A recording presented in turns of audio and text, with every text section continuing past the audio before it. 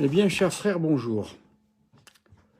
Je viens ce matin vers vous pour commencer une série de vidéos sur ce que l'on appelle les 10 commandements. Ces 10 commandements forment la matière de ce que nous devons faire, de ce que nous devons vivre quotidiennement pour pouvoir être en respect, respectueux de la vie que le bon Dieu veut pour nous. Alors, tout d'abord, il faut savoir que parmi les 10 commandements, les 3 premiers règlent nos rapports avec Dieu.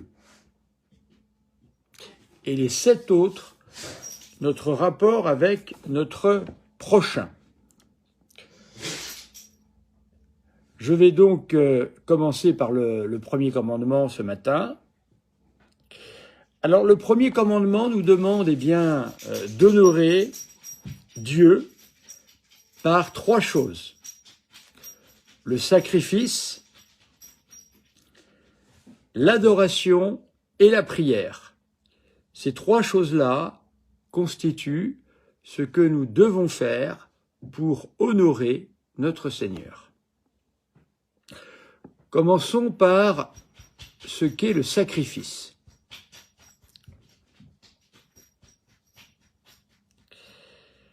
Alors, dans la Nouvelle Alliance, le sacrifice unique, quasiment, est le saint sacrifice de la messe.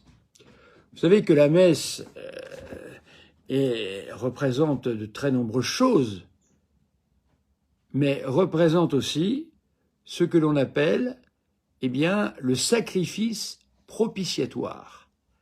Un sacrifice propitiatoire, c'est un sacrifice qui efface nos péchés et nos fautes. D'ailleurs, les péchés véniels sont effacés durant le saint sacrifice de la messe. Pour le péché mortel, vous le savez, il faut voir un prêtre et s'en confesser.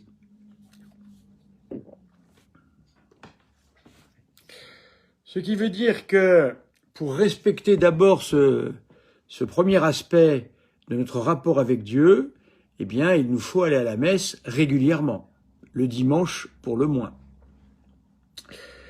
L'adoration. Qu'est-ce donc que l'adoration? L'adoration, c'est un acte de religion par lequel nous reconnaissons l'infinie majesté de Dieu et notre absolue dépendance à son égard. Ça veut dire qu'il nous faut prier chaque jour. Et dans la prière que nous faisons chaque jour, être capable de reconnaître que sans Dieu, nous ne pouvons rien faire.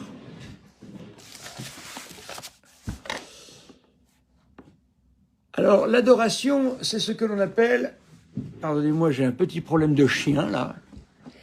L'adoration, c'est ce que l'on appelle un culte de latrie. Un culte de latrie.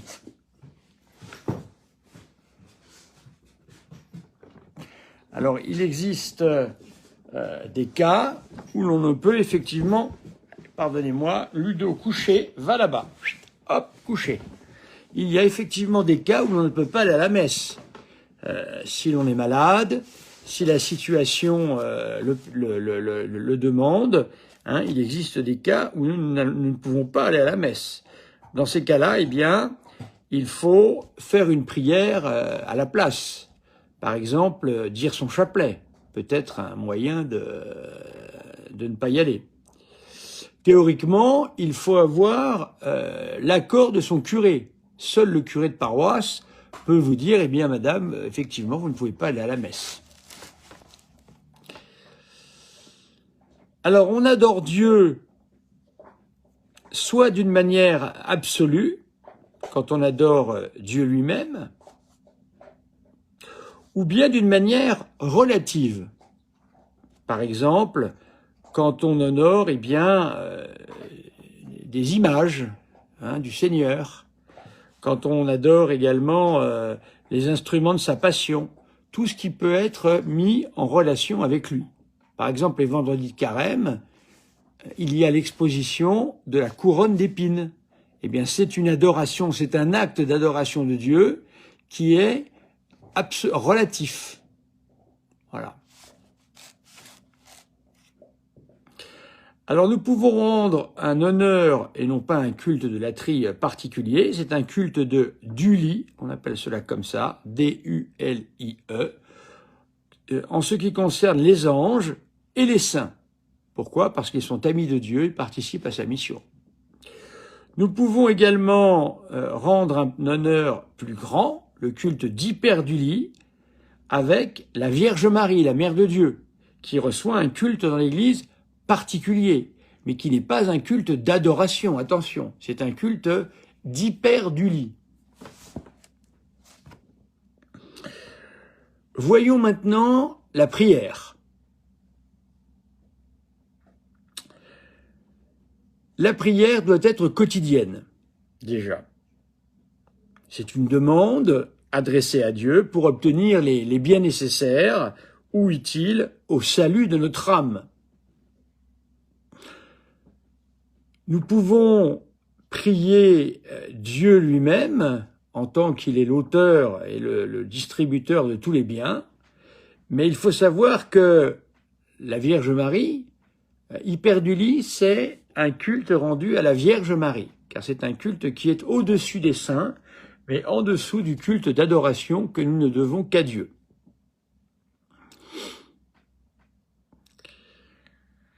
Le devoir de la prière, eh bien, résulte en partie de la nature même de la prière et du commandement formel divin. Priez et vous recevrez, par exemple, Jean 16, 24. Il faut toujours prier, ne jamais cesser. Luc 18, 1.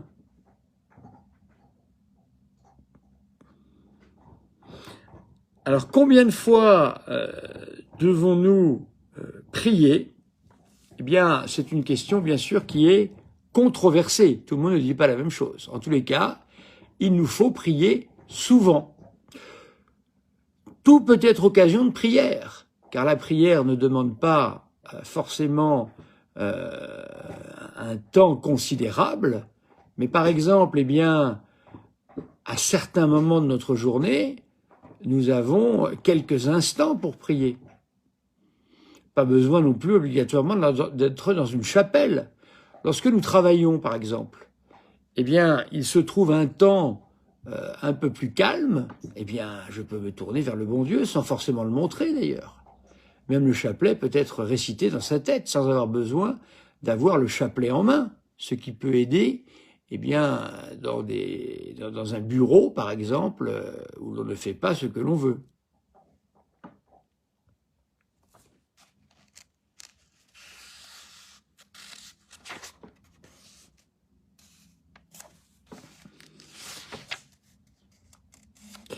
Alors, quels sont les péchés contre le premier commandement? Donc, vous avez compris, les trois choses à retenir, hein, le sacrifice, qui est, en fin de compte, eh bien, le sacrifice lié à la messe, l'adoration et la prière. Voilà, ce sont les trois prescriptions du premier commandement. Alors, le péché contre les premiers commandements, il y a tout d'abord ce que l'on appelle la superstition. De très nombreuses personnes, eh bien, pratiquent la superstition. La superstition, ça peut être par exemple, eh bien, de croire à des choses particulières qui ne sont pas de Dieu. Par exemple, eh bien, toutes les superstitions que nous connaissons, hein, ne pas passer sous une échelle, ne pas toutes les superstitions qui sont des superstitions d'ordre habituel, hein, d'ordre connu, d'ordre qui peuvent apparaître dans la vie quotidienne, ce sont des actes qui sont des actes de superstition. Et il nous faut nous en corriger. Et il faut surtout nous en confesser lorsque nous allons voir le prêtre. les superstitions majeures, c'est par exemple faire partie de la franc-maçonnerie. Faire partie de la franc-maçonnerie, c'est par exemple, eh bien, aller à des réunions de maçonnerie, ce qui constitue bien évidemment la superstition majeure. On n'a pas le droit de faire ça sous peine de très graves péchés.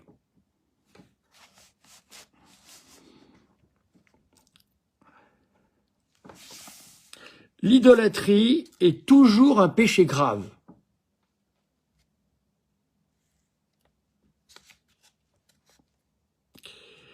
Donc il faut faire attention avec l'idolâtrie, bien sûr. Alors il y a des choses aujourd'hui qui existent qui sont beaucoup plus graves dans l'ordre de l'idolâtrie. Il y a par exemple ce qu'ils appellent les esprits. Il y a des enfants dans de bons collèges bien connus qui appellent les esprits.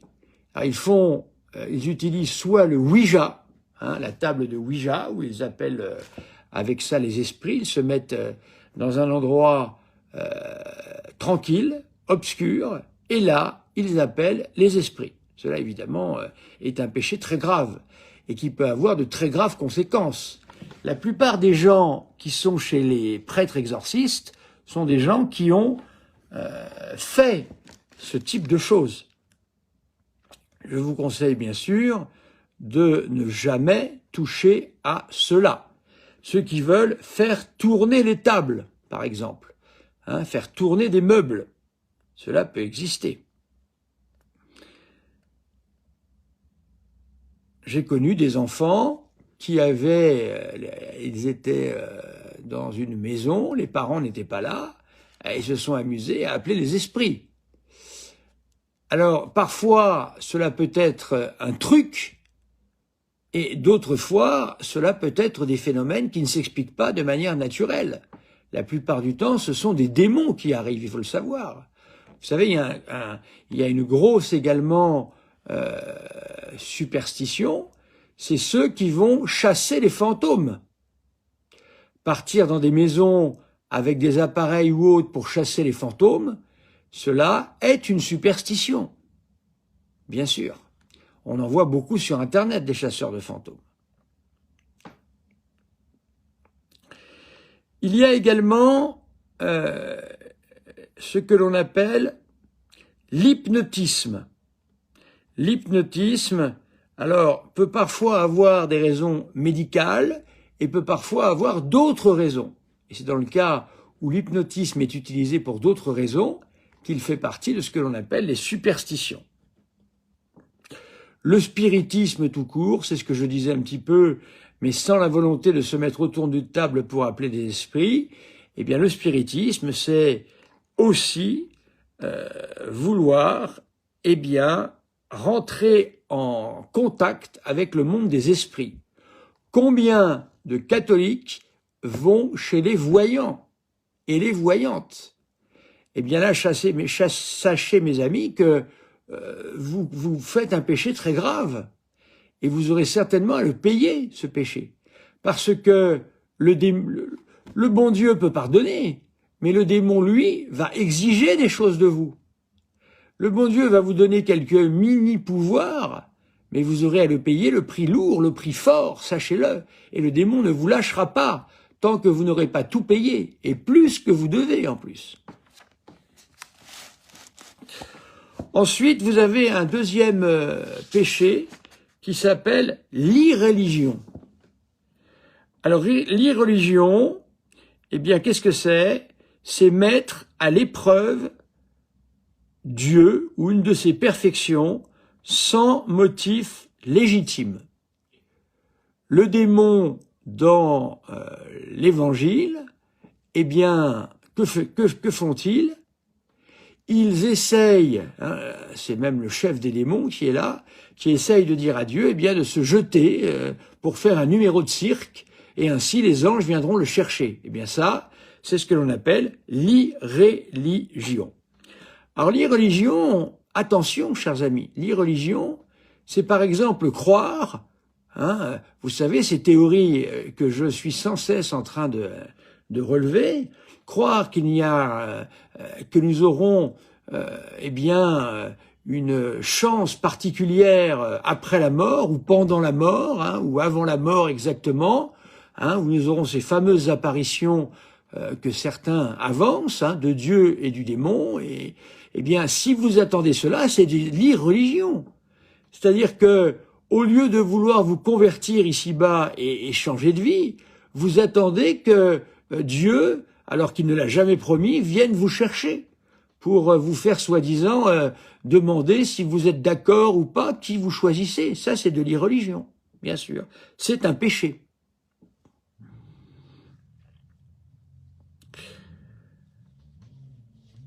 Alors,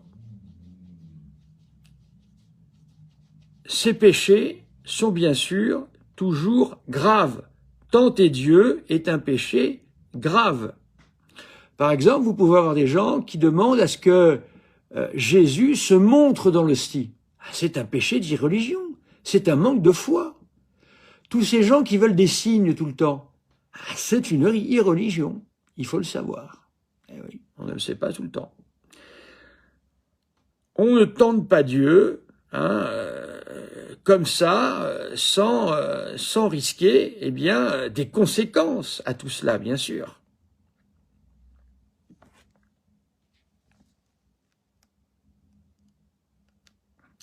Alors, il y a également l'irreligion par méthode de sacrilège. Alors, bien sûr, il y a les injures. Tous les jours, on entend des gens injurier Dieu, appeler Dieu, se moquer de Dieu. Tout ça fait partie, évidemment, de l'irreligion. Toute injure réelle contre un prêtre ou un religieux, c'est de l'irreligion, je l'ai dit plusieurs fois. Quand on se moque d'un prêtre, quand on l'injurie, quand on ne reconnaît pas ses titres, etc., c'est de l'irreligion, c'est un manque de foi. Je pense très sincèrement que les scélés-vacantistes sont des gens qui sont dans l'irreligion permanente. Et oui, alors ils ont trouvé qu'un prêtre a dit qu'il n'y avait pas d'ordination pour telle raison, ils en sont tellement sûrs qu'ils se moquent des prêtres. Quand un prêtre dit, quand une personne dit « Je suis heureux de voir que le nombre des prêtres de l'église conciliaire diminue », c'est de l'irreligion, c'est un péché grave. On raconte pas des choses comme ça, c'est grave, je peux pas dire autre chose, c'est grave. Faut s'en confesser en tous les cas.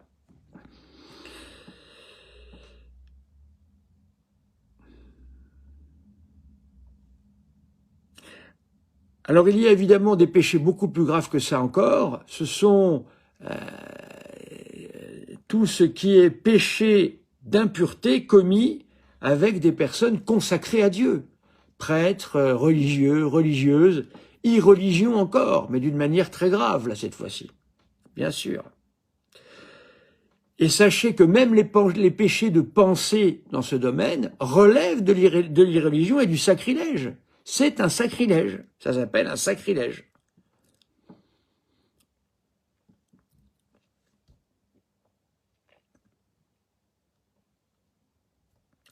Alors après, il y a des sacrilèges locaux, hein, sacrilèges liés au lieu saint, faire des bêtises dans un lieu saint, ne pas le respecter tel qu'il est, et beaucoup plus grave encore par rapport, eh bien, aux choses saintes, comme le Saint-Sacrement, bien évidemment.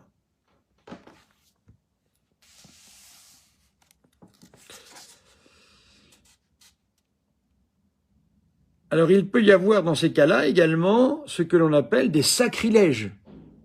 C'est-à-dire, sacrilège, c'est le non-respect de tout ce qui est sacré.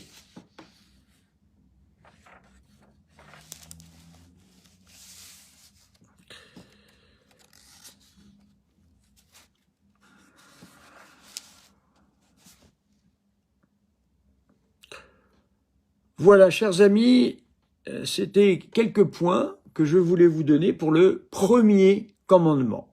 Voilà. Et puis retenir un petit peu ce qui allait contre le premier commandement.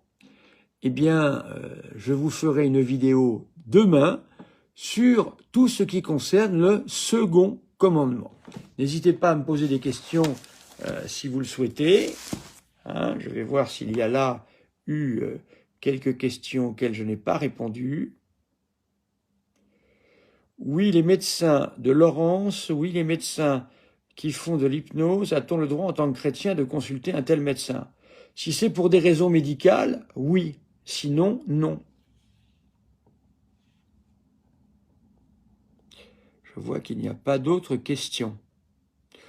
Donc vous avez vu de manière un petit peu succincte tout ce qui relevait de l'obligation face à ce premier commandement et des péchés contre ce premier commandement. Je pense avoir à peu près fait le tour des différentes choses que nous pouvons rencontrer dans notre vie, sachant qu'il y a des périodes où malheureusement il y a des modes particulières. Aujourd'hui, il faut savoir que la consultation la consultation est très courante concernant les voyants et voyantes. Ça, c'est quelque chose d'extrêmement courant. Voilà. La franc-maçonnerie également. Tout ça, ce sont des péchés très graves qui peuvent avoir des conséquences très très graves aussi. Donc voilà. Prions. Je vous salue Marie, pleine de grâce, le Seigneur est avec vous, vous êtes bénie entre toutes les femmes, et Jésus, le fruit de vos entrailles, est béni. Sainte Marie, Mère de Dieu, priez pour nous pauvres pécheurs, maintenant et à l'heure de notre mort. Amen. Que le Seigneur Tout-Puissant vous bénisse, le Père, le Fils et le Saint-Esprit. Alors je ne suis pas sûr, Lolo, que l'on puisse parler particulièrement d'une époque sacrilège. Ce sont les hommes qui sont sacrilèges. Ce ne sont pas les époques. L'époque a beau être sacrilège, ce n'est pas pour ça que tout le monde va l'être. Donc je ne pense pas que l'on puisse parler d'époque sacrilège. On peut parler d'époque mauvaise, on peut dire ça, mais pas d'époque sacrilège. À bientôt, chers amis, pour le deuxième commandement.